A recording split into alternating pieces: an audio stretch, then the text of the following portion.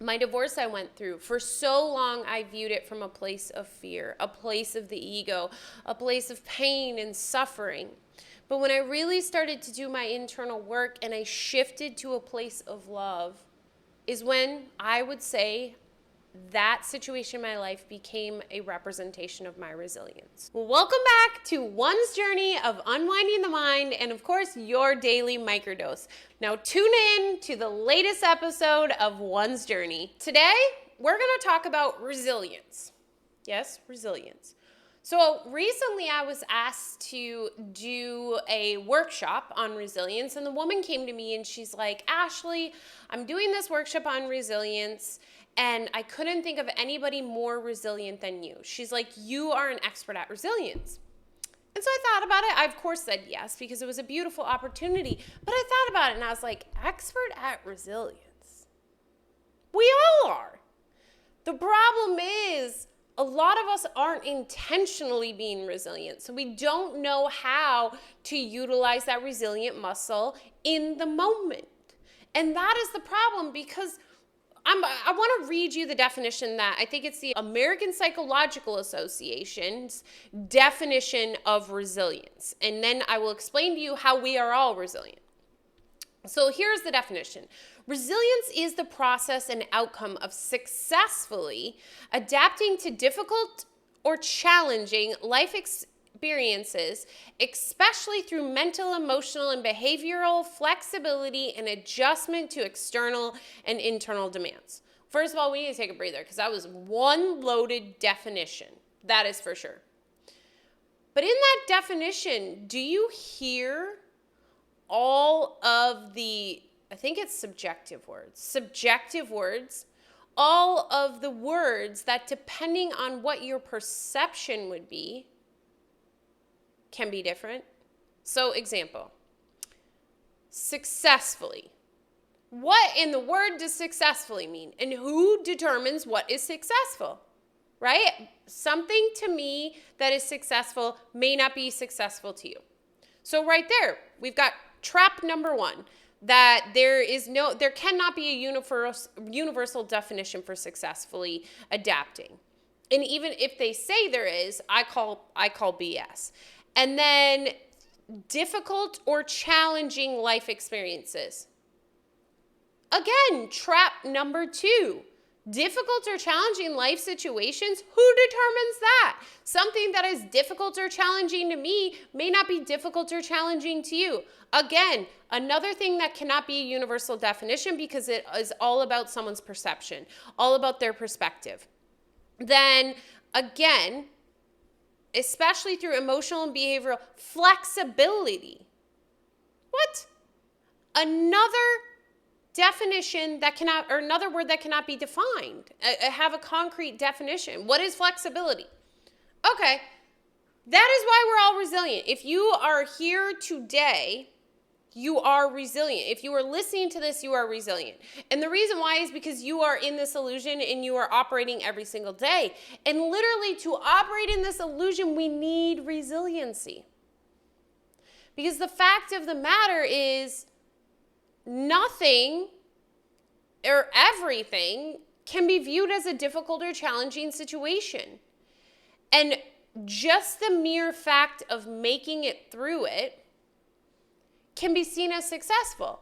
And I'm going to throw this out there. So my father, if you looked at his life, you would say he had a very difficult or challenging life, a universal statement for most.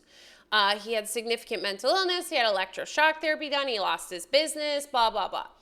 And he ended his life in suicide.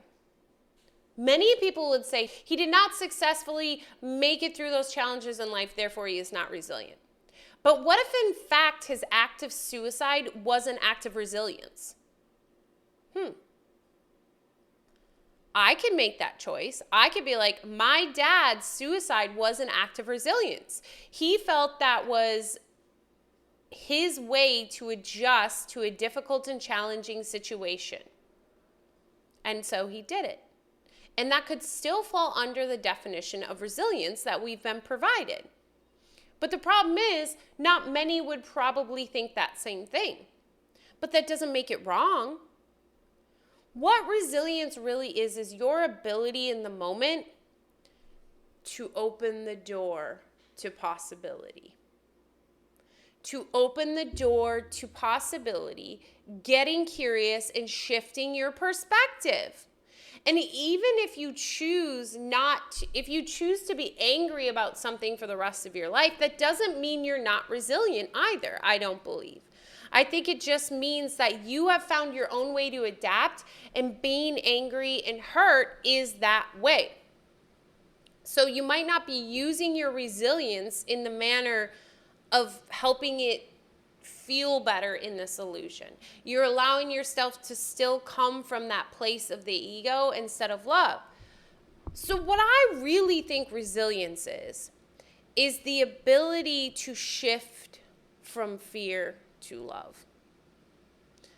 That's my definition. And it's that moment when a situation in your life that you viewed through the lens of fear, you have shifted your perspective to that of love, which, according to the Course in Miracles, would be considered a holy instant.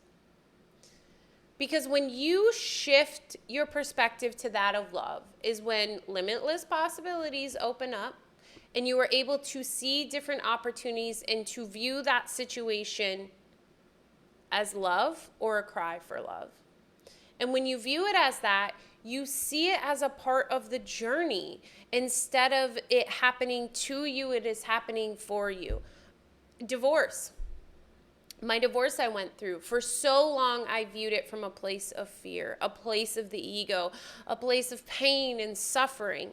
But when I really started to do my internal work and I shifted to a place of love, is when I would say that situation in my life became a representation of my resilience.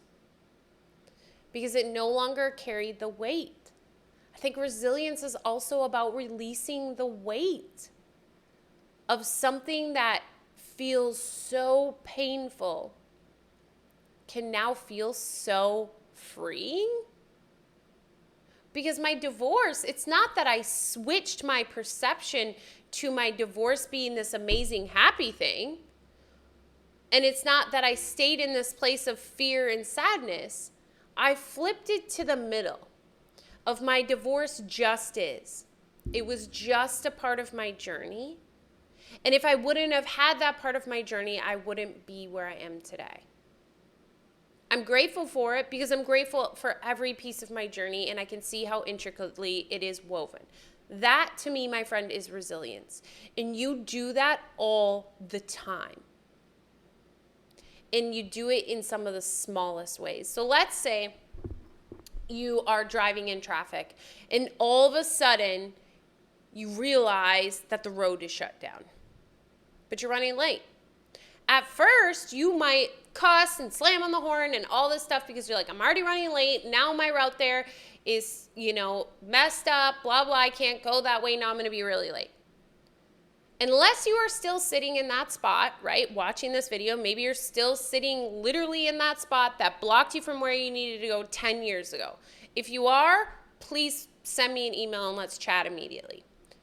I'm guessing you're not. And the reason why you are not is because you were resilient in that moment.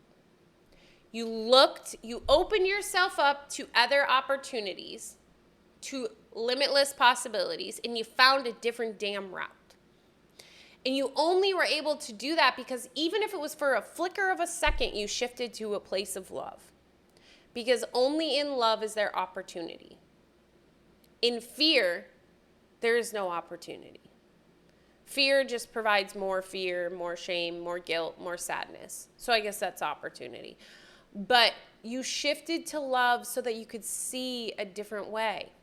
If you would have stayed in the ego and that anger and fear and life is happening to me, you would literally still be sitting on that same road in that same spot, cussing and wailing on the horn. But you are not, my friend. And I'm guessing that you have all experienced that you have experienced a very similar situation. That's resilience. So it's an opportunity. When am I resilient? And how can I be resilient in moments that feel so much heavier and I feel unresilient? And it's work, right? It's work to shift your place from that state of fear to love, but I promise you it can be done, and it's a lot easier the more you do it. And sometimes you go back and forth, right? That's the grieving process. That's just the process of this journey. And that doesn't matter either. But what matters is that you're actively practicing that resilience muscle you have on a day-to-day basis. And the way you practice it is by being aware of the times you're doing it. Because then it's almost like if you weightlift ever, and say you're trying to activate your glute muscle, if you look at yourself in the mirror and you think in your mind, activate that muscle, it activates. Because you're observing it and then you're reiterating what you want to happen. That's what you're doing when you get curious and you start looking at the places you're being resilient in your life today. So I'm curious, did you think you were resilient before this video? Do you have a newfound understanding of what resilience is? Are you able to see how you actually are crazy resilient every single day of your life? You are constantly getting into scenarios that are uncomfortable and shifting so that you can move to a different piece of that scenario and get uncomfortable. Because you're watching this video, I know it's true.